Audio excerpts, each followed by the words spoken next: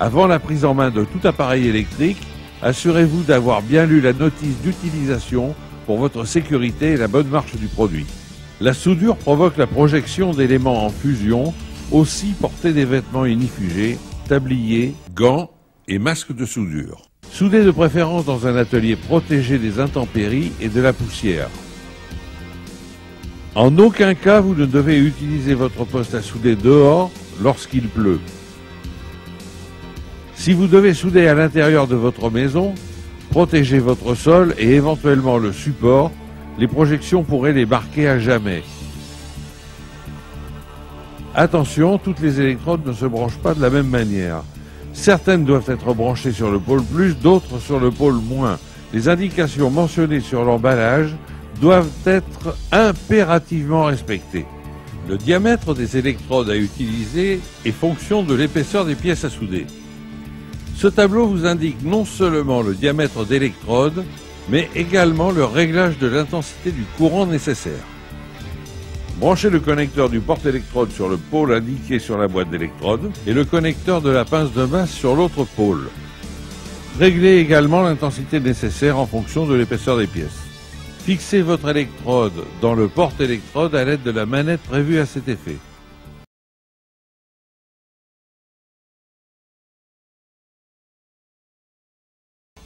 Mettez vos gants. Connectez la pince de masse sur la pièce à souder en veillant à ce que le contact soit parfait. Pour cela, un polissage est souvent nécessaire. Avant la pratique, un peu de théorie. La soudure à l'électrode consiste à déposer du métal en fusion sur deux éléments du même métal à joindre. L'arc électrique qui va s'établir entre les pièces à souder et l'électrode reliée à l'appareil va permettre à celle-ci de fondre. Vous êtes maintenant prêt à souder. Eh bien, allons-y. Prenez le porte-électrode d'une main, le masque pour protéger vos yeux de l'autre, approchez l'électrode et grattez comme une allumette en maintenant un angle de 30 degrés. Vous avez amorcé, maintenant vous devez déposer le métal en fusion de votre électrode sur la pièce à souder petit à petit de manière linéaire. Vous devez absolument respecter un sens de déplacement afin de ne pas fragiliser votre soudure. Veillez également au fait que votre électrode sera courcie en déposant du métal. Votre main doit donc descendre progressivement vers la pièce. Si l'électrode reste trop loin de la pièce, vous aurez une rupture d'arc. Et si vous l'approchez trop, elle va se coller à la pièce. Mais rassurez-vous, l'électronique contenue dans cet appareil va vous aider à l'amorçage et durant la phase de soudage en ajustant le courant automatiquement. Le matériau qui recouvre le métal de l'électrode sert à protéger le bain de fusion de l'oxydation. Il formera une croûte protectrice, le laitier, qu'il conviendra de retirer en la cassant avec un marteau puis de brosser après refroidissement de la zone soudée. Vous avez choisi un inverter et vous avez eu raison. Il est plus petit, plus léger, à faible consommation de courant et en plus il est doté de systèmes électroniques facilitant le soudage de manière spectaculaire.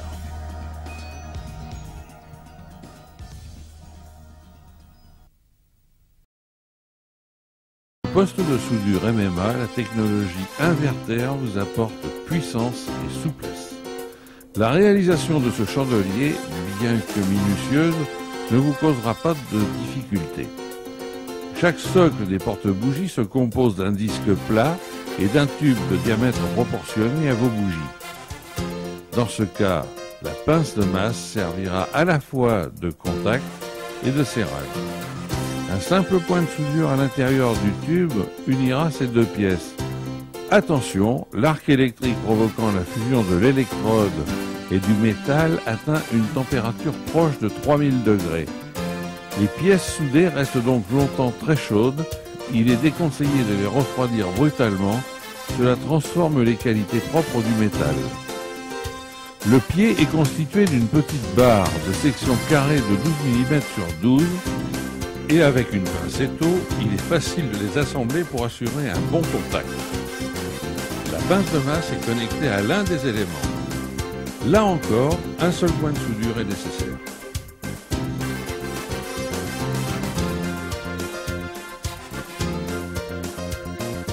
Éliminez le laitier et brossez votre bougeoir.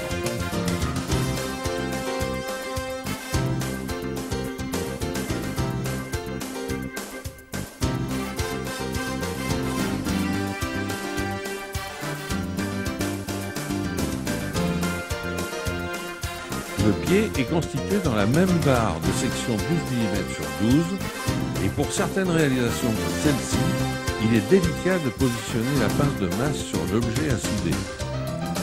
Dans ce cas, déposez vos éléments sur une plaque de métal qui servira de liaison entre la pince de masse et les éléments. Les tensions électriques sont très faibles et vous ne courez aucun risque.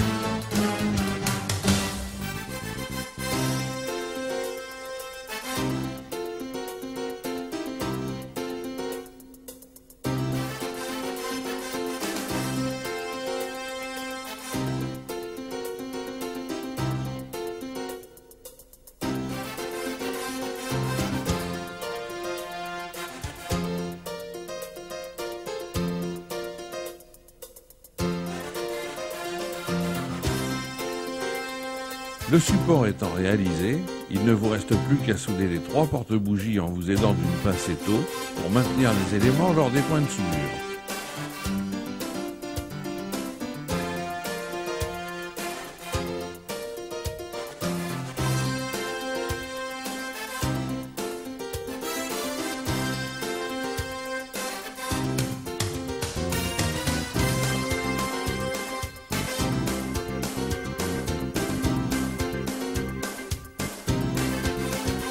Meulez l'ensemble pour parfaire votre travail.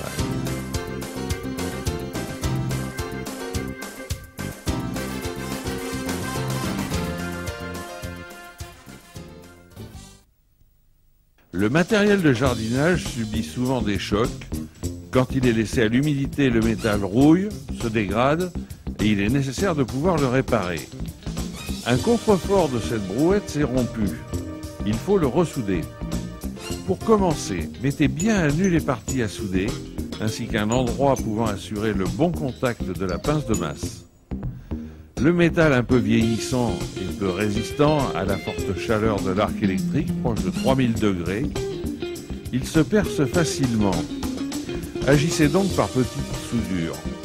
Piquez et enlevez le laitier régulièrement pour surveiller l'évolution de la soudure, qui, au final, doit être belle et bien brillante. Recharger du métal ponctuellement, comme sur cet exemple, est assez simple. Laissez refroidir le début de la soudure, elle va servir de support à un nouvel apport de métal. Déposez-en petit à petit, jusqu'à complet rebouchage formant une goutte bien visible.